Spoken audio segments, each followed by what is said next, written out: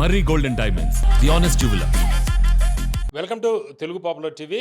ఇప్పుడు మనతోటి ఆంధ్ర మేధావుల సంఘం వ్యవస్థాపక అధ్యక్షులు చలసాని శ్రీనివాస్ గారు ఉన్నారు. నమస్కారం చలసాని గారు. నమస్కారం, అందరికీ నమస్కారం. చలసాని గారు, ఇప్పుడు ఆంధ్రప్రదేశ్లో అమరావతికి చట్టబద్ధత మనం చూసాం. ఎప్పటి నుంచో పెండింగ్ ఉంది.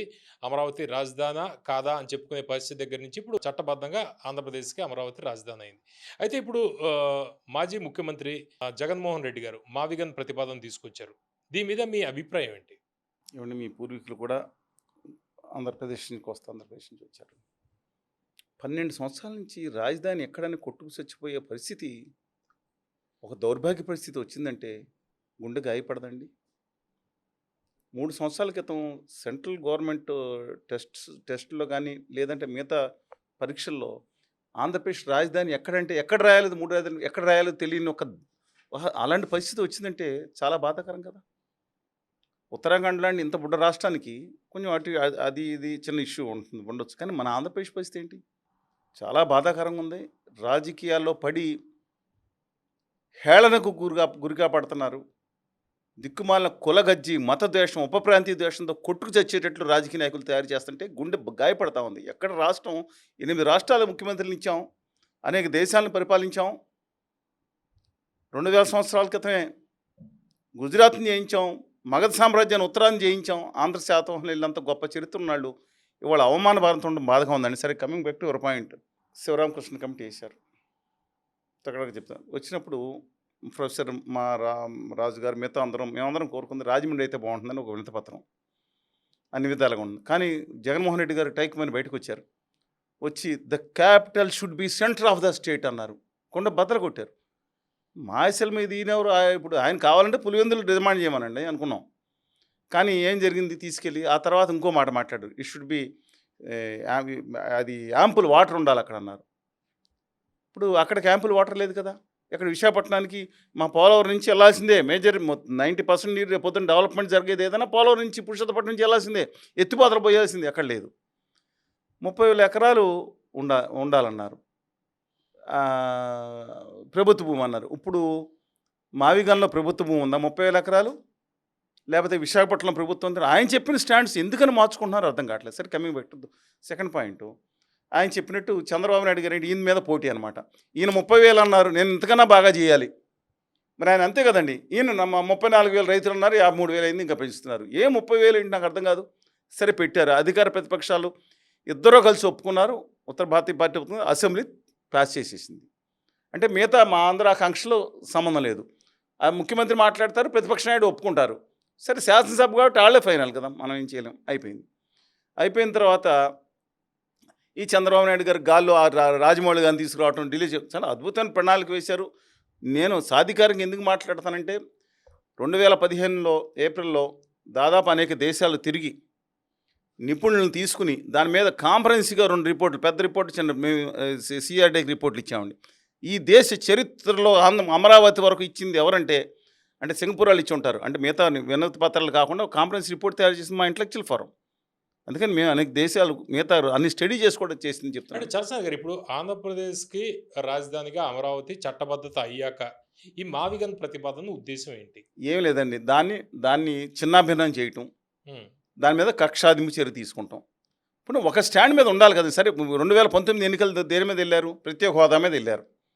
మేము చంద్రబాబు ఆయన అన్నాడు, ఈయన అన్నాడు, మేమే తీసుకొస్తాను.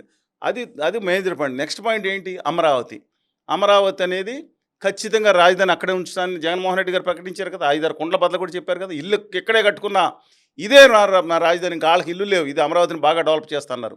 అది కాదని శ్రీమతి రోజా గారు, ఆర్కే గారు, చెవిరెడ్డి గారు, పేర్ని గారు, అందరూ ఇంకా మాట్లాడిన వాళ్ళు ఎవరండి? ఉత్సాహ గారు కూడా మాట్లాడారు. ఇది అమరావతి ఎవరయ్యా పిచ్చి ఆశలే మాకండి, అమరావతి మారుస్తామని ఎవరన్నారు? మీనింగ్లెస్, క్రాక్, బ్రెయిన్, అందరూ బుర్ర తక్కువ వాళ్ళ గాడిదల బూతులన్నీ తప్ప అన్నీ తిట్టారు. మేము మైండ్ లేదనుకున్నారు మీకు, మేము ఎందుకు మారుస్తాం, అంత పనికిమాలని ఎదగలం అని కూడా అన్నారు వాళ్ళందరూ కొంతమంది. ఆఖరికి ఏం జరిగిందండి?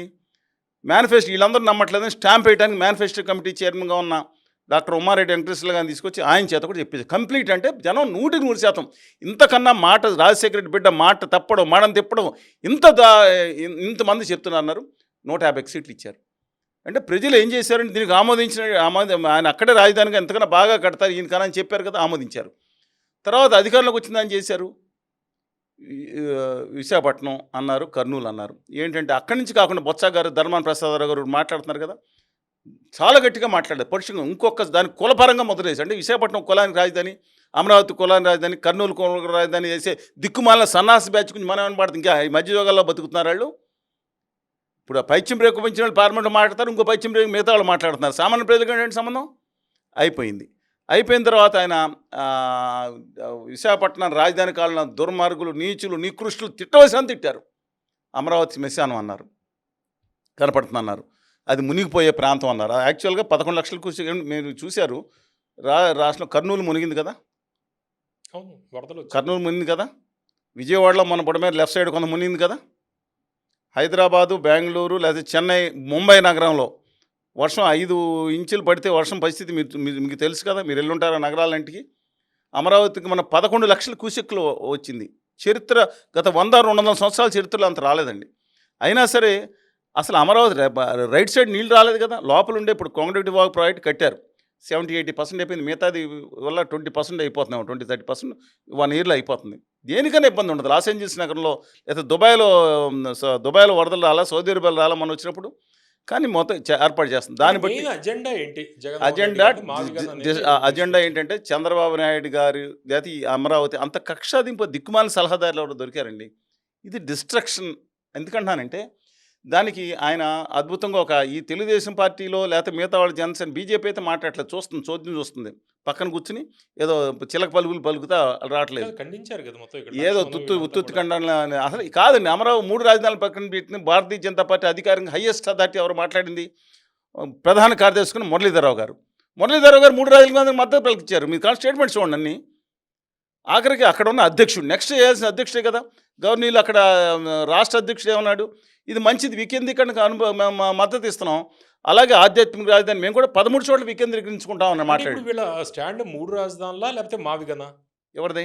ఇప్పుడు వైఎస్ఆర్సీపీ స్టాండ్ అసలు స్టాండే లేదండి. స్టాండ్ ఉందంటే ఒక పార్టీకి ఒక స్టాండ్ ఉండాలి. వాళ్ళు మేము రాజమండ్రి అంటే కాదనుకుని సెంటర్ అన్నారు, అన్నీ బాగున్నాయి. ఇప్పుడు నేను అడుగుతున్నాను, అక్కడి నుంచి అక్కడ మార్చారు, అక్కడి నుంచి మావిగన్ అన్నారు. మావిగన్ అన్న తర్వాత దోనకొండను అక్కడ ఖమ్మం కలిసి దోనకంబం అంటారు. స్టాండ్ ఎవరు నమ్ముతారండి అసలు? ఇప్పుడు 3 సార్లు వాళ్ళు ఇప్పుడు ఎవరిని తిట్టుకుంటున్నారు? ఎవడో మాట్లాడింది మమ్మల్ని విశాఖపట్నాన్ని మార్చిన దుర్మార్గులు ఎవరు, పాపాత్తులు ఎవరు, దుష్టులు ఎవరు అని తిట్టుకుంటే వాళ్ళే తిట్టుకున్నారా? ఇంకొక ఆయన అన్నాడు, అవునండి అది విశాఖపట్నం, ఇది మచిలీపట్నం అన్నారు. సరే దీన్ని ఆచరణ సాధ్యం కూడా మాట్లాడదాం. 2 లక్షల కోట్లనే ఇది అవుతుంది రాజధాని వాళ్ళు చెప్పారు కాబట్టి ఇది ఎక్కడి నుంచి ఖర్చు పెట్టాలని వాళ్ళు. ఇప్పుడు 20,000 ఎకరాలు, అదైతే ఎకరం 10 లక్షలు 50 లక్షల ల్యాండ్ 20 లక్షలు. ఇప్పుడు మీరు రిబ్బన్ రాజధాని అని చెప్తాను. దయచేసి మీ అందరూ గూగుల్లో వికీ మీ అందరి దగ్గర ఉంటాయి. ప్రపంచ చరిత్రలో ఏ నగరం అన్నా, ఏ చిన్న నగరం జిల్లా రాజధాని, రాష్ట్ర రాజధాని లేకపోతే దేశ రాజధాని లేదా రిబ్బన్ రాజధానులు ఎక్కడ ఉన్నాయండి? నెట్లో కొడితే రిబ్బన్ రాజధాని అని వస్తుంది. ఏంటంటే ఇలా ఎక్స్టెండ్ చేసుకుని ఒక రోడ్డు మీద ఆధారపడి 100-130 కిలోమీటర్లు ఎవరైనా రాజధాని కట్టుకుంటారా? ఒకరు జాతీయ రహదారి మీద ఆధారపడి కట్టుకుంటారండి? ఎక్కడ చూశారు అసలు చరిత్రలో? కనీసం 1000 నగరాలు రాజధానులు అయ్యే నగరాలు, రాజధానులు ఉన్న నగరాలు, ప్రావిన్సెస్ లేకపోతే స్టేట్స్, టెరిటరీ నగరాలు చూస్తే ఎక్కడ లేదు. లాస్ ఏంజల్స్ మాత్రం ఒక చోట అయిన తర్వాత ఎక్స్టెన్షన్ అయ్యింది. అది చెప్తాను. రాజధాని కూడా కాదు, అది నగరం తప్ప. సాక్రమెంటో వాటికి రాజధాని అండి. సోషల్ మీడియాలో మనం చూస్తే ఈ మావిక మంది మీద చాలా ట్రోలింగ్స్ బూతులే వస్తున్నాయి. మనం కొంచెం చాలా దారుణంగా మాట్లాడుతూ ఉన్నారు. ఆ మావిగన్ పేరు ఇది డైవర్షన్ అవుతుందండి. యాక్చువల్లీ వీళ్ళు ఇలా మావిగన్ని విమర్శించడం పేరు ఏదో పెట్టారు, దాన్ని విమర్శించడం కాదు. మౌలిక అంశాల మీద తెలుగుదేశం కూడా మానేసి, లేకపోతే జనసేన మానేసి ఈ మౌలిక అంశాలు చెప్పడం మానేశారు వీళ్ళు. వాళ్ళని తిడుతుంది. రాష్ట్రం అంతా ఇంతేనండి. ప్రత్యేక హోదా కూడా ఒకళ్ళని తిట్టుకుని నాశనం చేశారు. రాష్ట్ర రాజధాని కూడా చంద్రబాబు నాయుడు ఏకపక్ష వైఖరి. అమరావతి అన్ని వర్గాల్లో నివాసం ఉండే రాజధానిగా దాన్ని చూడాలి. కనీసం ఉపాధి కేంద్రం నా దగ్గర రిపోర్ట్ ఉన్నాయి. కనీసం 2 ఏళ్ళు అయింది. అక్కడ బ్రాండిక్స్ ఇంకోటి మధ్యతరగతాలు ఉండేటట్టు ఈ అమరావతి ఏదో ఇన్నర్ రింగ్ రోడ్ వస్తుంది, దానికి అవుటర్ మధ్యలో ఒక 10,000 మందికి ఉద్యోగాలు వచ్చేటట్టు వైబిలిటీ గ్యాప్ పండించి 100 ఎకరాలు 100 ఎకరాలు ఇచ్చి అక్కడ మధ్యతరగతి వాళ్ళకు పెట్టించండి. ఉపాధి దొరుకుతుంది. 10,000 మంది పనిచేస్తారు. అక్కడ వర్కింగ్ ఫోర్స్ కావాలి, కానీ అంత క్లాస్ ఫోర్స్ ఉంటే అయిపోద్దండి. అంతా మొత్తం అమెరికా నుంచి వాళ్ళు వచ్చారు. 50 ఫ్లోర్ల అపార్ట్మెంట్ కట్టి అక్కడ అమ్ముతున్నారు. ఎవరు ఉంటారు అక్కడ అపార్ట్మెంట్కు? గెస్ట్ హౌస్ కింద కొనుక్కుంటారా? సబ్జెక్ట్ ఇవాళ మీరు ఒక్కటి చూసుకోండి. ఇంతకుముందు మాట్లాడాం హైదరాబాద్లో ఒకప్పుడు జూబ్లీస్లో 30-40 సంవత్సరాల క్రితం 1500 ఉంటే వివేకానంద కాలనీలో 200 గజాలు ఉండేది. అక్కడ పెద్ద స్థలం, అక్కడ 2000 ఉండేది 20 సంవత్సరాలకు. ఎందుకని? మిడిల్ క్లాస్ ఉన్న దగ్గర, అబవ్ మిడిల్ క్లాస్ ఉన్న దగ్గర కూడా ఉంటాయి దాంట్లో. ఇది అర్థం చేసుకోకుండా చంద్రబాబు నాయుడు గారు నేను మిగతా వాళ్ళని తీసుకొస్తాను, ఏం చేయాలి, okay is trying but what is మార్చుకోవాలి, ఉపాధి కథనం చేయాలి, వినిపించుకో. ఆయనకు దిక్కుమాల సహదాలు తగలట్టారు, మాట్లాడితే లిస్ట్ ఏంటంటే నాకు అర్థం కాదు. Is trying is will best మాగిదానికి వస్తాను. ఎందుకంటే జగన్మోహన్ రెడ్డి గారు మాట తిప్పను మడం తిప్పను, నేను రాజధాని ఇక్కడే ఉంటానని మాట్లాడినాను. మాట తిప్పి మడం తిప్పి జీవితంలో చిన్న విషయమా? ఇల్లు మార్చుకుంటాం అండి, లేదా కార్లు మార్చుకుంటాం, ఇదేమన్నా తీసుకెళ్ళి మొత్తం రాష్ట్ర రాజధాని అక్కడ అన్నారు. మళ్ళీ మార్చేసి నాకు మావిగాని అన్నారు. ఇంక మారదని గ్యారంటీ ఖచ్చితంగా మారే అవకాశం ఉంది. మనం ఎప్పుడు చూడాలి. ఇప్పుడు అడుగుతున్న మావిగాని అంటే ఆయన కూడా వికేంద్రీకరణ కోరుకుంటారు. అంటే మచిలీపట్నంలోనేమో సెక్రటరియట్ ఉంటుంది, ఆయన కూర్చుంటారు. విజయవాడలోనే హైకోర్టు పెడతారు. మళ్ళీ లెఫ్ట్ సైడ్ రైట్ ఎల్ షేప్లో రైట్ సైడ్ తిరగగానే గుంటూరులోనేమో శాసనమండలి శాసనసభ పెడతారు. అంటే గుంటూరు బయట అవుట్స్కట్స్లో పెడతారు. విజయవాడ దగ్గర దాటిన తర్వాత మన ఎక్కడ కంచికచర్లోనో నందిగామలోనో హైకోర్టులు పెడతారు, లేదంటే జగ్గపేటలోనో ఆ పక్కన ఎక్కడ అనుకుందాం. ఈ కర్నూలు వైజాగ్ ఏమయ్యే మరి ఇంకా నన్ను అడుగుతారేంటంటే ఆయన అడగాలి. వాళ్ళ పార్టీ ఇప్పుడు అడ్డంగా మాట్లాడుతున్నారు కదా, వాళ్ళందరూ వచ్చి మాట్లాడేది అంటే అవతల వాళ్ళు తప్పని మాట్లాడగానే వీళ్ళ మీద పడిపోతున్నారు. వీళ్ళకు కుటుంబ సభ్యులు నేర్పించిన సంస్కారం ఇది. పాయింట్ మాట్లాడాలి కదా. వీళ్ళు కానీ ఆ తెలుగుదేశం వాళ్ళు కూడా ఇంతకుముందు అసెండాస్ కార్పొరేషన్ తప్పనగానే మా మీద విచ్చుపడ్డారేంటి, శిష్యాలని తప్పనగానే. బాగా అభివృద్ధి చేయండి, అన్ని వర్గాలకి అభివృద్ధి చేయండి, సమాంతరంగా ఇచ్చేప్పుడు హిందూ పునరాభివృద్ధి చేయండి కోరేం తప్ప మా మీద అర్థమైన బూతులతో చేశారండి. ఇప్పుడు చేస్తున్నారు. సిగ్గు ఉండాలి వీళ్ళకి కామన్ సెన్స్ బుద్ధి ఉంటే అసలు పాయింట్స్ మీద మాట్లాడాలి తప్పితే వ్యక్తుల మీద మాట్లాడతాం ఏంటంటే, విధానాల మీద మాట్లాడతాం. వీళ్ళ తల్లిదండ్రులు నేర్పిన సంస్కారం ఉంటుంది వీళ్ళ వ్యాఖ్యల్లో. సరే, కమింగ్ బ్యాక్ టు అంటే సెక్రటరియట్ అక్కడ పెట్టుకుని 120 కిలోమీటర్లు మీకు ఎక్కడ ఉన్నారా అంటే రాజధాని పక్కన. ఒకటి చెప్పండి, అమరావతిలో 53,000 ఎకరాలు, ఇప్పుడు 20,000 ఎకరాలు ఎక్కడికి వెళ్తారు ఆయన? దాంట్లో కేవలం 5,000-70,000 ఎకరాల్లో 5-6 ఎకరాలు తప్పితే ఏది జరి భూములు కాదు. 3 పంటలు 2 పంటలు పండే భూములు కాదు. మెట్ట ప్రాంతాలు, నీళ్ళు లేని ప్రాంతాలు, ఎత్తిపోతలు ఎత్తుకోవాల్సిన పంట, వర్షాధారంగా సాగే ప్రాంతాలు. సత్యం నేను చెప్పేది మీకు. కానీ ఇప్పుడు దేశ చరిత్రలోనే అత్యధిక సారవంతమైన భూములు ఉన్నాయి కృష్ణా గోదావరి డెల్టాలు, బెంగాల్ డెల్టా, కావేరీ డెల్టాలు కొంత. అలాంటి డెల్టా విజయవాడ నుంచి కాలువలు, బ్రహ్మాండ కాలువలు అయితే బందర్ వరకు అటు ఇటో కాలువలు వెళ్తూ ఉంటే అంత మోస్ట్ ఫెర్టైల్ ల్యాండ్ అండి. నేను మళ్ళీ చెప్తున్నాను దయచేసి, ఈ ఫెర్టైల్ ల్యాండ్ అంతా కూడా 2 నుంచి 5-8 మీటర్ల మధ్యనే ఉంటుంది సముద్ర తీరానికి, సముద్ర మట్టానికి.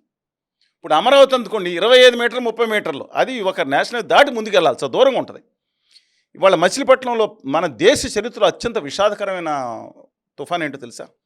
ఒక బ్రిటిష్ సంస్థానానికి హెడ్ క్వార్టర్స్గా మార్చింది. 1939 అనుకుంటా మచిలీపట్నం మీద ఒక తుఫాను ఉచ్చుకుపడింది. ఎంత దారుణం అంటే ఒక తెలుగు జాతి ప్రజల దృష్టిలో చీకటి రోజు అండి అది. దాదాపు 30,000 నుంచి 40,000 మంది ప్రజలు చనిపోయారు. దివిసీమ కూడా కాదు, దివిసీమ తుఫాను కూడా ఎంత దారుణంగా. మా మిత్రులు మండల బుద్ధప్రసాద్ గారి నాన్నగారు మండల వెంకటకృష్ణ మహానుభావుడు, ఆర్ఎస్ఎస్ రామకృష్ణ ఎన్నో చేసాం. మేము కూడా స్కూల్లో పెడితే డొనేషన్ ఏదైనా ఇచ్చిన ఎవరికోళ్ళు మేము అందరం సాయం చేసాం, ఆ చిన్న వయసులో ఉన్నా సరే. అలాంటిది మొత్తం బ్రిటిష్ వ్యవస్థే మార్చేశారు. ఇక్కడ 14 నుంచి 17 ఫీట్లు సముద్రం పైకి లేచింది, లోపలికి కాదు పైకి లేచింది, విరుసుకుపడింది దుర్మార్గమైన రోజు. 27 కిలోమీటర్ల వరకు 25 కిలోమీటర్ల వరకు సముద్రం బయటికి భూభాగం మీదకి వచ్చేసింది. నమ్ముతున్నా అంటే అంత 17 మైళ్ళు లోపలికి వచ్చిందంట. అంటే ఇప్పుడు ఆ ప్రాంతంలో ఆ ప్రాంతం అద్భుతమైన మచిలీపట్నాన్ని అద్భుతమైన పోర్ట్ సిటీగా చేయాలి, అటు ఇటు లాజిస్టిక్ అందంగా చేయాలి. అంటే వచ్చిన దాంట్లో ఏముంటుందని ఒకసారి అద్భుతంగా డెవలప్ చేయాలి. ఆ ప్రాంతం నిజంగా 4 అంతస్తులు ఉండే ఒకనాటిది ఆ 2 తుఫాన్ల దెబ్బకి ఇబ్బంది పడిపోయింది. అందుకని అక్కడంతా రేట్లు పెరిగేటట్టు, అంతా బాగుండేటట్టు లాజిస్టిక్ హబ్గా చేయాలి. ఈయనేమో అక్కడ రాజధాని అక్కడికి వచ్చి సేమ్ సీటు కూర్చుంటానా, లేదా హైకోర్టులో అక్కడ పెడితే డిఫరెంట్ ఇష్యూ. అక్కడ దానిలో ఒక పారిశ్రామిక రాజకీయంగా అభివృద్ధి చేయాలి, జనావాసాల కేంద్రంగా అభివృద్ధి చేస్తే ఎక్కడ మీకు చెప్పండి, అది అయిపోయింది. రెండోది వరద నీరు తీయాలి కదా. విజయవాడ నుంచి అంతా 5 మీటర్లు 8 మీటర్లలో నీళ్లు వెళ్ళాలి కదా. కాలువలు కాంటూరు క్యాప్టెన్ చార్లెస్ ఓరు కానీ కరదకట్న దాంట్లో కానీ మా గోదావరి డెల్టా తర్వాత ఇది కట్టాను కృష్ణా డెల్టా. ఎంత స్లోప్లో తీసుకెళ్ళా తెలుసా? కిలోమీటర్కి సరిగ్గా మీటర్ కూడా 1/2 మీటర్ కూడా ఎత్తు ఉండదండి. ఇప్పుడు కొత్తగా ప్లంబర్స్ కడుతున్నారా, ఆ రోజున గొప్ప ఇది పరిస్థితి.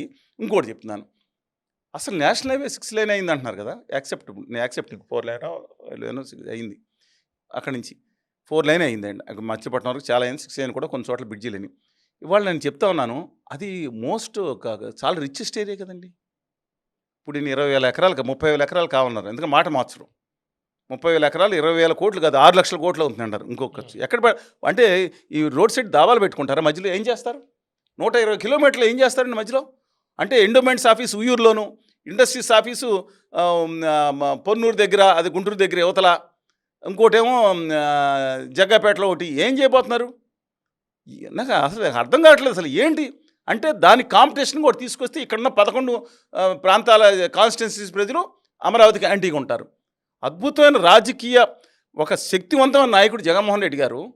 ఎందుకంటే సోనియా గాంధీ గారు లాంటి ఆ రోజు ప్రపంచంలో పవర్ఫుల్ 10 లీటర్లో ఒక ఆవిడగా ఉన్న మిగతా వాళ్ళకన్నా అంత లీడర్గా నిలబడి ఆయన ఆ రోజు నడిచొచ్చేదానికి కేంద్ర క్యాబినెట్ హోదా నడిచొచ్చేది. ఉప ముఖ్యమంత్రి కూడా ఇచ్చేవారు కావాలంటే. వద్దనుకుని నిలబడిన మనిషి 2014లో హేళన చేసినా సరే భయంకరంగా పెట్టిన అసెంబ్లీలో నిలబడిన వ్యక్తి, నవరత్నాలు 5-6 రత్నాలు 7 రత్నాలు ఇమీడియట్గా ఇంప్లిమెంట్ చేసిన వ్యక్తి, మిగతా కూడా చేసుకున్న వ్యక్తి. అలాంటి వ్యక్తి వాళ్ళ కక్షాదింపు చర్యలకు వెళ్ళటం ఏంటండి? ఇవాళ రాష్ట్ర ప్రభుత్వం చేస్తున్న ప్రజా వ్యతిరేక కార్యక్రమాల మీద ఫోకస్ పెట్టాలి. కేంద్ర ప్రభుత్వం మీద ప్రత్యేక హోదా విభజన హామీని సాధించి ఎందాకైనా కాడి పడేసినట్టు ఉండకూడదు. నిలబెట్టాలి. పోలవరానికి జరిగిన అన్యాయం మీద మాట్లాడాలి. మేమందరం తిరుగుతున్నాం. మొత్తం ఫోకస్ వాళ్ళందరూ అసలు మొత్తం ఫోకస్ మావిగాను. మనటి వరకు దుర్మార్గం అన్నారు. కృష్ణా గుంటూరు జిల్లాలో మొత్తం కాన్సన్ట్రేట్ చేస్తారా? దుర్మార్గం, పాపం, నీచం, నికృష్టం అన్నారు. ఒకే చోట 34 లక్షల మీద పాపులేషన్ వస్తుందా, హైదరాబాద్లో తయారు చేస్తారా? దుర్మార్గం అన్నారు. విశాఖపట్నం తీసుకెళ్ళి 34 లక్షలు అన్నారు. నాకు అర్థం స్టాండర్డ్ లేదండి అక్కడ. అందుకని నేను పాయింట్ మాట్లాడుతున్నా. ఇవాళ ఈ 2 లక్షల కోట్లు 3 లక్షల ఒక క్యాపిటల్ ఆయన మాట్లాడిన పాయింట్లు 2 వ్యాలిడ్ పాయింట్లు ఉన్నాయి. వీళ్ళు రాష్ట్ర ప్రభుత్వం ఒకటి, మీరు రోడ్లకి ఎందుకు అంత ఖర్చు పెడుతున్నారు? ఎస్, రాష్ట్ర ప్రభుత్వం రైట్లీ పాయింటెడ్ అవుట్. రాష్ట్ర ప్రభుత్వం ఖచ్చితంగా శ్వేతపత్రం ఇవ్వాలి. దాని ఆరోపణ నీ దాంట్లో ఉన్నప్పుడు ఇదే పని, వాళ్ళ పని ఇదా అండి? అక్కడ సిఆర్డీఐ కానీ నారాయణ గారు మాట్లాడాల్సింది ఏంటి? అంతే కదండి, డైరెక్ట్గా మాట్లాడాలి. అడిగిన మాటలకు సమాధానం చెప్పి ప్రతిపక్ష నాయకుడు వీళ్ళు మాట్లాడింది ఎమ్మెల్యే గురించి మాట్లాడేంటి? 39.37% వచ్చిన గట్టి ప్రతిపక్ష నాయకుడైనా హోదా ఎంతండి? హోదా వస్తారో రాకపోతే ఆయన ఎవరు డైవర్ట్ చేస్తున్నారో? ప్రత్యేక హోదా కోసం ముందు ప్రతిపక్ష హోదా కోసం పోరాడుతున్నాడు. ఎందుకు నాకు అర్థం కావట్లేదు. Complete diversion politics. ఆయన్ని దిక్కుమాల సలహాదాలు మార్చుకోవాలండి. ఆయన ఎవరు రాసిస్తున్నారు తెలియదు. అందుకని దయచేసి ఆయన చేయాల్సింది ఏంటి? ప్రత్యేక హోదా కోసం ఉద్యమం చేయాలి. కేంద్రాన్ని దుర్మార్గంగా చేస్తున్న కేంద్రాన్ని నిలదీయాలి. రాష్ట్ర ప్రభుత్వం చేస్తున్న ప్రజా వ్యతిరేక కార్యక్రమం నిలదీయాలి. ఈ డైవర్షన్ ఎందుకండి నాకు అర్థం దేనికి? ఒకటి ఆ పాయింట్ వాళ్ళు. రెండోది సెక్రటరియట్కి ఎక్కువ అవుతున్నారు. 69 లక్షల ఎస్ఎఫ్టీ కడుతున్నారంట. సెక్రటరియట్ కాదు ఆంధ్రప్రదేశ్లో కట్టేది. Is total complex, government complex, including all HODs. హైదరాబాద్లో కేసీఆర్ గారు అఫీషియల్గా బిల్డింగ్కి 700 కోట్లు పెట్టారంట. మొత్తానికి కలిపి 1100 కోట్లు 1200 కోట్లు అయింది. ఏసీలు గీసీలు అన్నీ కలిపాను. ప్లస్ ఇంకెంతో అయిందంటున్నారు. ఇంకా లెక్కలు దాల్చలేదు. అంటే 10 లక్షల ఎస్ఎఫ్టీకి 11,000 అయింది కదండి. అవునా? ఢిల్లీతో కంపేర్ చేయొద్దు. దానికి 22,000 కోట్లు అవుతుంది ఇప్పుడు. అది బాగా ఉండాలి, అది వేరే విషయం. ఇవాళ ఆంధ్రప్రదేశ్లో 69,000 అంటే హెచ్ఓడి సెక్రటరియట్లో హెచ్ఓడీస్ అన్నీ లేవండి. తెలంగాణ సెక్రటరియట్లో ఎన్నో బిల్డింగ్స్ ఆల్రెడీ డెవలప్డ్. ఇక్కడ 69 లక్షల సేఫ్టీ అవసరం. 69 లక్షలు అంటే 15,000 మంది ఎంప్లాయీస్ కనుక వస్తే వాళ్ళు సెక్రటరియట్లో మీరు కావాలని మంత్రులను అడగండి, ఇబ్బంది పడుతున్నారు. మంచి యాంటీ రూమ్ లేకపోవడం, తర్వాత ఇబ్బంది, విజిటర్స్, కాన్ఫరెన్స్ హాల్ ఎక్కడికి వెళ్ళటం, అలా కాకుండా అద్భుతంగా ఒక ప్రణాళిక చేస్తున్నారు. నేను అందే ఆ ప్రణాళిక ప్రకారం అది కాకపోతే 69 లక్షలు కాకపోతే 60 లక్షలు, ఏదన్నా 10 లక్షలు తగ్గించుకోనివ్వండి. దానికోసం ఇవాళ 2,500 రూపాయలకి ఇంతకుముందు టెండర్లు పిలిచారు. దాన్ని పక్కన పోసి ఆపేసింది ఎవరండి? ఇవాళ రోడ్లు తవ్వుకుని వెళ్ళిపోయింది. అసలు ఎవరైనా రోడ్లు తవ్వుకుంటే మట్టి ఎత్తుకుపోయింది చూసారా మీరు? ఎక్కడ మీ దేశ చరిత్రలో ఎక్కడ చూసారా?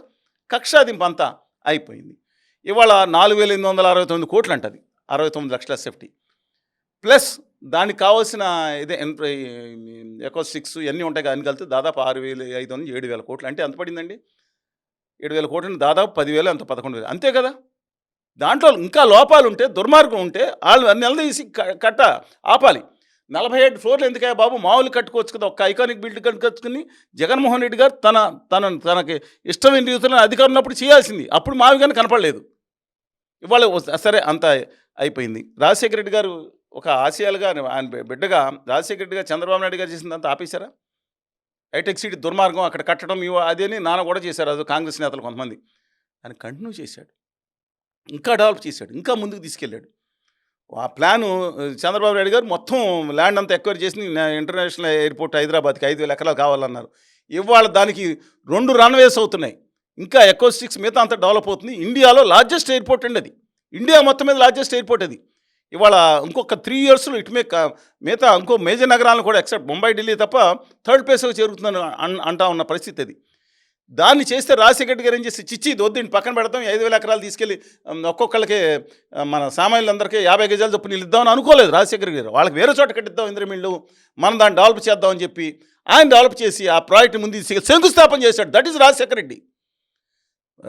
ఇక్కడ 350 ఫీట్లు ప్లస్ మీద ఓఆర్ఆర్ కనుక చేస్తూ ఉంటే ఇంక్లూడింగ్ రేడియల్ రోడ్స్ రాజశేఖర్ గారు ఎవరైనా చేయలేదు.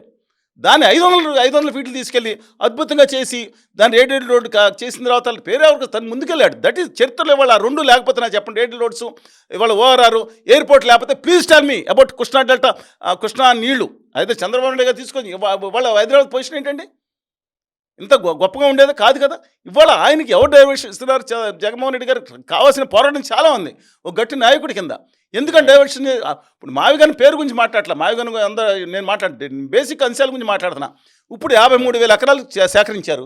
ఏం చేయమంటారు? ఆల్రెడీ 9,000 కోట్లు కేంద్ర 3,800 కోట్లు వచ్చింది, 9,000 కోట్లు ఖర్చు పెట్టేశారు. ఇప్పుడు ఇంకో 51,000 కోట్లు శరవేగంగా పనులు సాగుతున్నాయి, అయిపోతాయి, సంవత్సరంలో అయిపోతాయి. ఇప్పుడు మీరు 60,000-70,000 కోట్లు కేంద్ర ప్రభుత్వం ఇవ్వాల్సి నిలదీయాలి, డబ్బులు ఇవ్వాలి కదా కేంద్ర ప్రభుత్వం. వాళ్ళు 15,000 కోట్లు చెప్పి నమ్మించి మోసం చేశారు కదా. రాష్ట్ర ప్రభుత్వం నోరు మూసుకుని కూర్చుంది కదా, మీరు నిలదీయాలి కదా. అక్కడ నిలదీయలేరు, ఢిల్లీలో నిలదీయలేరు, భయం. ఎందుకంటే కేసులు పెట్టి ఎప్పుడు దస్తగిరిని పై తీసుకొస్తారు, ఇంకోటి బయట తీసుకొస్తారో కేసులు పెట్టి ఆడిస్తున్నారు ఇద్దరిని. నా తెలుగు జాతి బిడ్డలు ఇద్దరిని కూడా, అటు కేసీఆర్ గారిని కూడా, అందరూ నా తెలుగు జాతుల్లో ప్రాంతీయ పార్టీలు ఉండాల్సింది ఆడిస్తున్నారు. ధైర్యంగా నిలబడండి. ఇంకేమైనా చేస్తారు, అరెస్ట్ చేస్తారు, ఇంకోసారి అరెస్ట్ చేస్తారు. నిలబడండి. ఆ మార్వాడీలు గుజరాతీ ఫ్యాక్టరీల కోసం రాష్ట్ర ప్రజలు కట్టిన పన్నులన్నీ అడ్డంగా ఇచ్చేస్తుంటే నిలదీయండి. మన రాష్ట్రంలో యువతకి, ప్రత్యేకవాద యువతకి ఇమ్మనండి మన రాష్ట్రాన్ని. దిస్ ఇస్ మీకు రైట్ పాయింట్స్, మీకు రైట్ రాయల్గా మీకు ప్రజలు నమ్మే స్థితికి వస్తుంది. పోలవరం జరిగిన అన్యాయం మీద మాట్లాడండి. వాళ్ళకి గ్యాస్ ఇంటింటికి మీ నాన్నగట్ట ఉన్నప్పుడు ఉద్యమం ఆ రోజు ఆంధ్ర తెలంగాణ వచ్చిన తర్వాత మేము అందరం దాంట్లో వెళ్ళడం జరిగింది.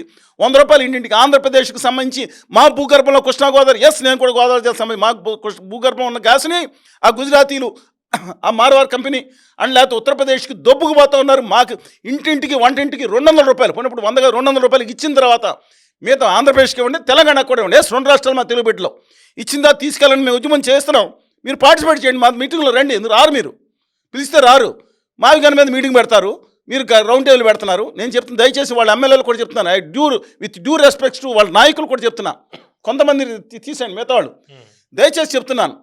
మొన్న మాజీ ఎంపీలు కానీ మాజీ మంత్రులు కానీ కొంతమంది మాట్లాడుతూ ఉంటారు, వ్యక్తిగతంగా మాట్లాడుతుంటారు. I don't want name any of them. With due respects చెప్తున్నాను. ఏంటండి ఇది రెబ్బను రాజధాని ఎక్కడి నుంచి ఎక్కడ తీసుకెళ్తారు అసలు? అందువలన ఇప్పుడు అన్ని కోట్లు ఏం చేస్తారు? 50,000 ఎకరాలు ఏం చేస్తారు? మీ శ్మశానం ల్యాండ్లోనే మీరేమో పక్క జిల్లాని తీసుకొచ్చి ల్యాండ్లు ఏమంటే పవన్ గారు విశాఖపట్నం ఉన్న వాళ్ళు తీసుకొచ్చి శ్రీకాకుళంలో ల్యాండ్లు ఇస్తారండి 50 గజాలు చొప్పున. వాళ్ళు విశాఖపట్నంలో ఉపాధి చేసుకుంటారు. అంటే కక్ష. అక్కడ ఉన్న అమరావతిలో ఉన్న ఇల్లు లేని పేదలందరికీ ఆ టిడ్కో ఇల్లు ఏదో కట్టి 100%కి 95% కట్టించారు కదా. అంటే అది కంప్లీట్ చేయాల్సిందే కదా. ఎక్కడి నుంచో తీసుకొచ్చి ఎక్కడో విజయవాడలోని ఆ ఊళ్ళోని ఇంకో జిల్లాలో ఉన్న వాళ్ళని తీసుకొచ్చి అమరావతిలో ఫ్లాట్లు ఇచ్చి అక్కడ ఇవ్వచ్చు కదా. విజయవాడలో కూడా కొంచెం క్యారెక్టర్ వాళ్ళు పనులు చేసుకుంటారు, ఉపాధి. నేను చెప్పింది రైట్ పాయింట్. అక్కడ మీరు మునిగిపోతున్నారు కదా. అంటే సామాన్యులు మునిగిపోయినా పర్వాలేదు, సామాన్యులు శ్మశానంలో కూర్చుని ఆత్మలతో మాట్లాడుకుంటారా? మీరు శ్మశానం దాంట్లో వాళ్ళు ఇల్లు కట్టడానికి లేదు, కూలిపోతాయి అంటున్నారు కదా.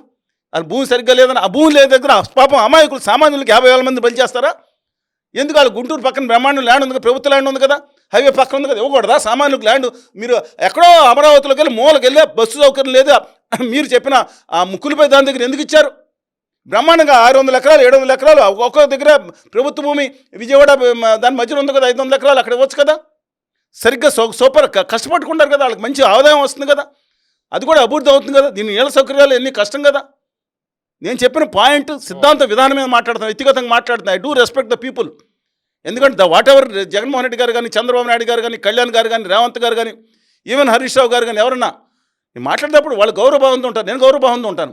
విధానాలను వ్యతిరేకిస్తాను. వ్యక్తిగతంగా మాట్లాడే సంచితంగా ఏ రోజు కూడా 40 సంవత్సరాల నుంచి మాట్లాడలేదు. వాళ్ళు ట్రోలింగ్ చేసుకోండి. అందుకు నేను అడుగుతాను, దయచేసి మీ దిక్కుమాల సలహాదారుని మార్చుకోమని చెప్తాను రాష్ట్ర ముఖ్యమంత్రి గారికి. ఒక ఉపాధి కేంద్రంగా పెట్టించండి, ముందుకు తీసుకెళ్ళండి, కనీసం ప్రజలకు చెప్పండి ఏం చేయబోతున్నారు. నేను మిగతా వాళ్ళలాగా గాంధీనగర్లో పుల్లు వచ్చినాయి, ఇక్కడ పుల్లు వస్తే రాత్రి వాళ్ళు నేను మాట్లాడను. అందుకని అదే సమయంలో ప్రతిపక్ష నాయకుడి గారికి కూడా చెప్తున్నాను, మీకు దిక్కుమాల సలహాలు మార్చుకోండి, ఫోకస్ పెట్టండి మిగతా వాళ్ళ మీద. మీకు ఇవాళ మీరు చెప్పారు కాబట్టి మొత్తం మీతో పాటు బ్యాచ్ అందరూ మావి కానీ జిందాబాద్, ఇంకా రాష్ట్రం ఇంకేం పని లేదు. మావి గారి కోసం ప్రాణం అర్పించేస్తారు. ఏంటంటే మావి గారి కోసం ప్రాణం అర్పించేది? ఆ ప్రాంతాలు బ్రహ్మాండంగా డెవలప్ అవ్వాలని కోరుకుందాం. గుంటూరు, విజయవాడ, మచిలీపట్నం తప్ప మా పాలకొల్లు అభివృద్ధి అవ్వద్దా? మన నరసాపురం అభివృద్ధి అవ్వద్దా? అన్నీ అభివృద్ధి కావాలి.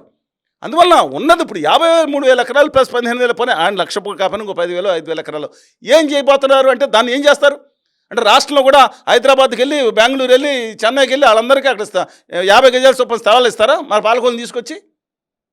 ఇప్పుడు ఇన్ఫ్రాస్ట్రక్చర్ అంత ఖర్చు పెడుతున్నారు, దానికి అసలు ఆర్థిక అంశాలు కూడా నిజంగా కనుక చంద్రబాబు నాయుడు గారికి ఉంటే ఓ శ్వేతపత్రం వేయాలి కదా. నేను అడుగుతున్నానండి, ఇప్పుడు ఈ 20,000 ఎకరాలు 20,000 కోట్లు ఎలా సరిపోతుంది? అసలు 30,000 ఎకరాలు తక్కువ లేకపోతే ఊరుకో జగన్మోహన్ రెడ్డి గారు. నేను ప్రభుత్వ భూమి అన్నారు, ప్రభుత్వం కూడా ప్రైవేట్ భూమి తీసుకోవాలి.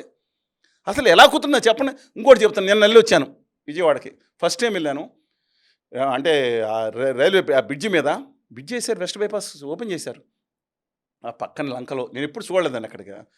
అసలు నేను ఆ ఏరియాకి వెళ్ళలేదు కదా, మనం రైట్ సైడ్ని చూస్తాం, విజయవాడ బ్యారేజీ అన్నీ చూస్తాం. కానీ అసలు మీ సింగపూర్లో సెంటోని సేలెండ్ ఉన్నాయి చూశారు కదా, నిజంగా ఆ పక్కన చూస్తే ఈ ఐకానిక్ బ్రిడ్జ్ అని లేట్ చేసి పడేశారు. కానీ చంద్రబాబు నాయుడు గారు ఇంకోటి తర్వాత కూడా ఇది అయిపోయి ఉంటే ఆ గమన్ ఇండియా ప్రాబ్లం లేట్ అయింది. కానీ అసలు నాకు ఎప్పుడు నాకు గోదావరి జిల్లాలండి, ఎప్పుడు నేను కృష్ణా గుంటూరు జిల్లాలో 92 వరకు కాలు అడుగు పెట్టాలి రైల్వే స్టేషన్లో తప్ప. నాకు అసలు మా జిల్లా అంటే నాకు ఇష్టం అనిపిస్తుంది. కానీ చాలా అద్భుతంగా లంకలు చాలా అద్భుతంగా ఉందండి. ఆ రోడ్లు కూడా 6 lane with arm shoulder extension అంటారు, కొంచెం మళ్ళీ పార్క్ చేసుకోవడానికి. అంటే 3 లేన్ పక్కన. అది కాకుండా సర్వీస్ రోడ్లు దాదాపు 20-30 కిలోమీటర్లు రాజధాని కండక్ట్ చేశారు. అంటే ఇప్పుడు మళ్ళీ మన గుంటూరు వెళ్ళక్కర్లే, విజయవాడ నుంచి ఒక రిబ్బన్ కటింగ్ మావి చిగురు కాదు, ఆ మావి గన్నం మీద వెళ్ళక్కర్లేదు. ఇప్పుడు డైరెక్ట్గా హైదరాబాద్ నుంచి సూర్యాపేట అంటే గొల్లపూడి దగ్గరే అటేమో డైరెక్ట్గా గన్నవరం వెళ్ళిపోయే రోడ్ ఒకటి దాదాపు 95% అయిపోయింది. ఇటు డైరెక్ట్గా 100% అయిపోయింది. ఇటు చిన్న చిన్న పనులు కాకుండా 100% మనకు టోల్ కూడా పెట్టారు. డైరెక్ట్గా మనం గుంటూరు రోడ్డుకి వెళ్ళిపోవచ్చు, కనెక్ట్ అయిపోవచ్చు. మరి అక్కడ హైవే ఇక్కడ హైవే ఆల్రెడీ కనెక్ట్ అయిపోయింది కదండి. ఇప్పుడు రాజధాని లోపల నుంచి వెళ్తుంది, ఇది ఆల్రెడీ కనెక్ట్ అయిపోయి 6 లేన్, మీరు 4 లేన్ ఏంటి, మర్చిపట్నం 4 లేన్ ఏంటి, 6 లేన్ ప్లస్ సర్వీస్ రోడ్లు కూడా కనెక్ట్ అయిపోయి ఉన్నాయి కదా. సెంట్రల్ గవర్నమెంట్ చేసింది కదా. అవుట్ రింగ్ రోడ్ మొత్తం సెంట్రల్ గవర్నమెంట్ డబ్బులే కదా, స్టేట్ గవర్నమెంట్ కాదు కదా. మిగతా నిధులు అడగాల్సింది మనం అడుగుదాం, అమరావతికి నిధులు అడుగుదాం, దుర్మార్గంగా అప్పులు చేసి కట్టొద్దని అడుగుదాం. రాష్ట్ర ప్రభుత్వం కేంద్ర ప్రభుత్వం లేదు. నేను పాయింట్ దయచేసి డైవర్షన్ దాంట్లోకి వెళ్ళొద్దు. అద్భుతమైన మన అందరం కలిసి వాళ్ళు చేసే లోపాలు ఉంటే దాన్ని నిలదీద్దాం, అంతే తప్ప దాన్ని డిస్ట్రక్షన్ చేద్దాం. దానికి మీతో అన్నా కదా, విశాఖపట్నం కుల రాజధాని అంట, అమరావతి కుల రాజధాని అంట, కర్నూలు కుల రాజధాని అంట, కడప కుల రాజధాని. ఏంటంటే నాకు అర్థం కావట్లేదు. దిక్కుమాలిన బ్యాచి